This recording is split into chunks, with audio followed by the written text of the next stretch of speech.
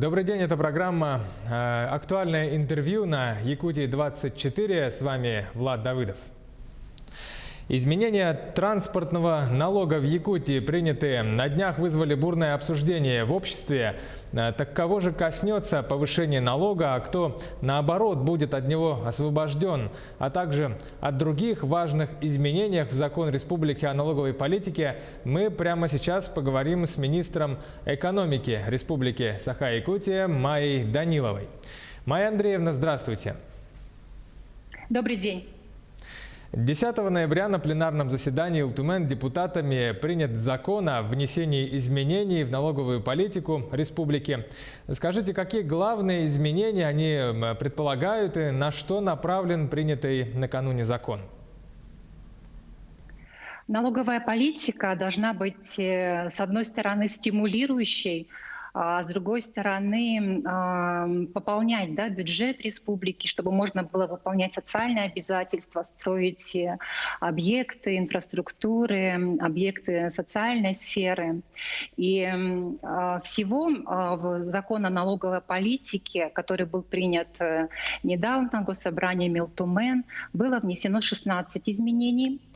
Основное изменение касалось повышение ставки налога на прибыль с 0 до 10% для предприятий, участников региональных инвестиционных проектов. Сейчас у нас в республике их 16, и занимаются они в основном добычей золота. И действует для них вот такой вот преференциальный режим. Законом предложено изменение, повышена ставка, и за счет этого государственный бюджет республики будет получать ежегодно около 2 миллиардов рублей дополнительно. Но с другой стороны, ставка 10% — это пониженная ставка, и она будет позволять инвесторам в дальнейшем реализовать свои проекты.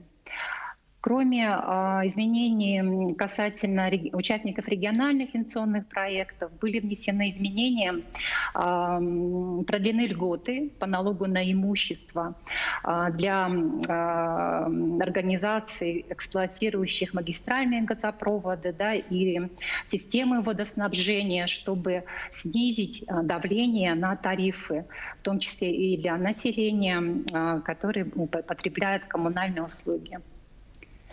Майя Андреевна, вот среди вот этих изменений в законе, среди этих 16 пунктов, вопрос, интересующий многих, касается конкретно транспортного налога. Может быть, потому что это касается большинства населения. Кого коснется это повышение, разъясните, пожалуйста, и предусматриваются ли какие-либо льготы? Действующие ставки транспортного налога были установлены в 2010 году и с тех пор не менялись. При разработке законопроекта, конечно же, были проанализированы ставки, сравнены с теми, которые действуют в соседних регионах.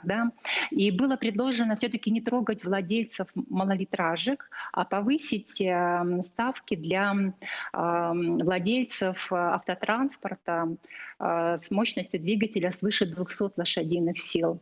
Это коснется всего 5% всех транспортных средств, которые сейчас учтены в Республике Саха-Якутия. Из этих 5%, 85% это приходится на город Якутск, Ленский, Нерюнгринский, Мирнинский и Алданский районы. То есть на сельскую местность это менее 1% всех транспортных средств. Но с другой стороны, были предложены льготы. Льгота для многодетных семей. Народные депутаты внесли поправки, и теперь льготы для многодетных семей можно будет воспользоваться на один из видов транспорта уже без ограничения на мощность двигателя. Серьезные также льготы, снижение ставки на 50% также будут распространены и на те автомашины, которые будут переводиться на газовое топливо. То есть законом предоставлена возможность снижать налоговую нагрузку. А кроме этого, у нас действует уже льгота по транспортному налогу для жителей арктических улусов. Сельхозпредприятия тоже пользуются полным освобождением от транспортного налога. Майя Андреевна, а с какого периода начнется вот эта новая тарификация, с 2021 или 2022 по срокам? Да, это важное уточнение, потому что хочу отметить, что льготы уже будут действовать с начислений за 2020 год, то есть уже в 2021 году. Новые ставки, они начнут действовать в 2021 году, соответственно, платить за данный налог нужно будет в конце 2022 года. Перейдем к другим темам, вернее, просто ответвление по части налоговых льгот только касается приоритета государства, речь об Арктике. Как известно, президент страны недавно утвердил стратегию развития арктической зоны Российской Федерации и обеспечения национальной безопасности на период до 2035 года. Какие налоговые льготы предусмотрены для инвесторов, реализующих проекты и работающих в Арктике? Да, в принятом законопроекте установлены льготы 0% по налогу на прибыль, да, на первые 5 лет для инвесторов, арктических резидентов, и 10% на последующие 5 лет. И при этом эта льгота не распространяется на проекты по добыче полезных ископаемых. То есть этой льготой могут воспользоваться все инициаторы проектов, сумма по которым капитальных вложений составляет более 1 миллиона рублей. Мы сейчас рассматриваем тех инициаторов из арктических улусов. Да, это очень различные проекты, начиная от строительства мини-пекарен, организации кафе и заканчивая созданием транспортно-логистических центров в арктической зоне. И очень надеемся, что вот льготы и по налогу на прибыль, а также установлена нулевая ставка по налогу на имущество для тех инициаторов арктических проектов.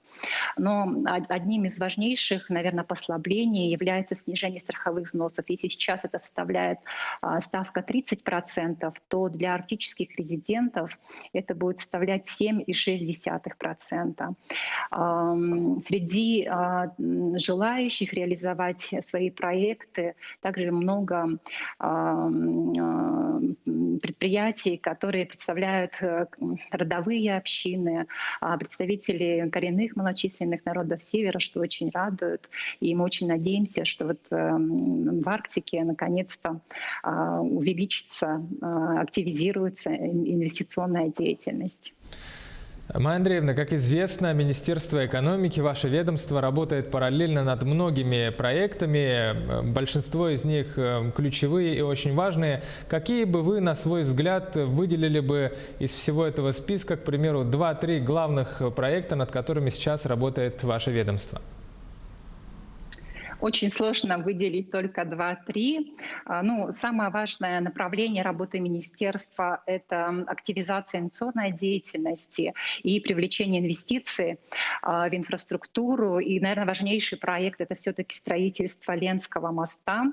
Мы сейчас идем по пути реализации концессионного соглашения.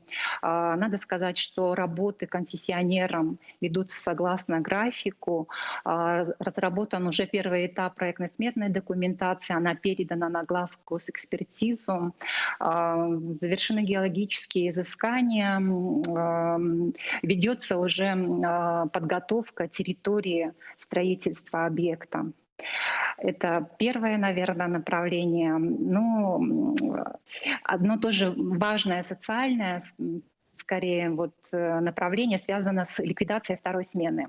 Мы сейчас совместно с ВПРФ отрабатываем новый пилотный проект, связанный с государственно-частным партнерством на строительство школ в городе Якутске.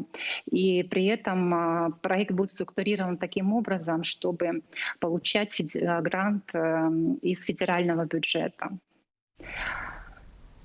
Да, продолжим о приятном, что называется. Майя Андреевна, сегодня День экономиста в России. В этом году Министерство экономики Якутии отмечает свое 25-летие. Позвольте поздравить вас в лице всех экономистов республики с профессиональным праздником. И, пожалуйста, расскажите, что изменилось, на ваш взгляд, оглядываясь назад и за 25 лет в работе главного экономического органа республики по сравнению с днем сегодняшним?